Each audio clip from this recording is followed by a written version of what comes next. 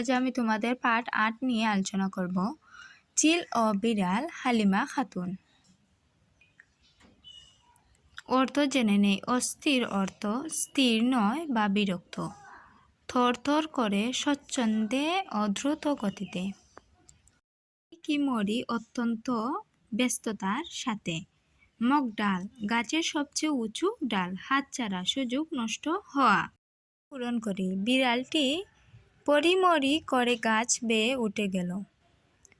বয়সে চটপট করে দিল দৌড়। তর উত্তর দাও। লুবে জিভ দিয়ে টপ টপ করে পানি পড়ছে। বেশি লোভ করতে গিয়ে তার সুযোগ হাতছাড়া হয়ে গেল। তোর বলি ও লিখি। চিলের বাসায় কে কে থাকতো? চিলের বাসায় চিল এবং তার বাচ্চারা থাকতো। চিলের মা বাবা কেন সবসময় বাসায় থাকতো না? খাদ্য সংগ্রহ করার জন্য তাদের বাইরে যেতে হতো, তাই তারা সবসময় বাসায় থাকতো না।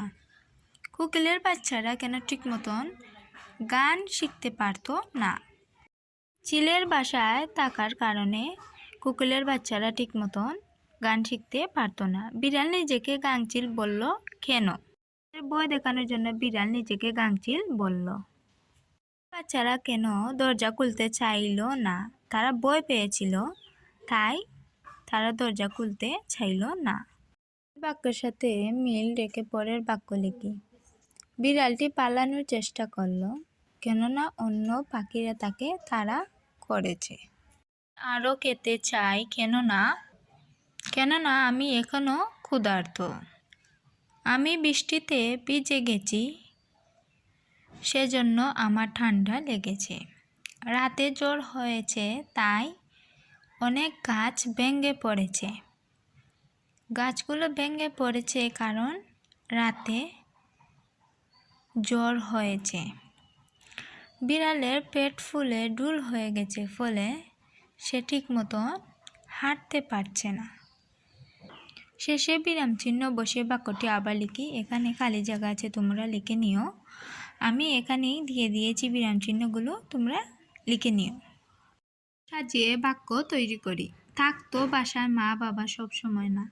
মা বাবা সবসময় বাসায় থাকতো না। মারামারি চিলের করতো বাচ্চারা। চিলের বাচ্চারা মারামারি করতো। অনেক এসেছি থেকে তোদের দেখতে দূর। অনেক দূর থেকে এসেছি তোদের দেখতে। লাফ পড়ল মধ্যে বিড়াল পুকুরে দিয়ে। বিড়াল পুকুরের মধ্যে দিয়ে লাফ পড়ল। কি চিনতে পারছো তুমি আমাকে? আমাকে কি তুমি চিনতে পারছো?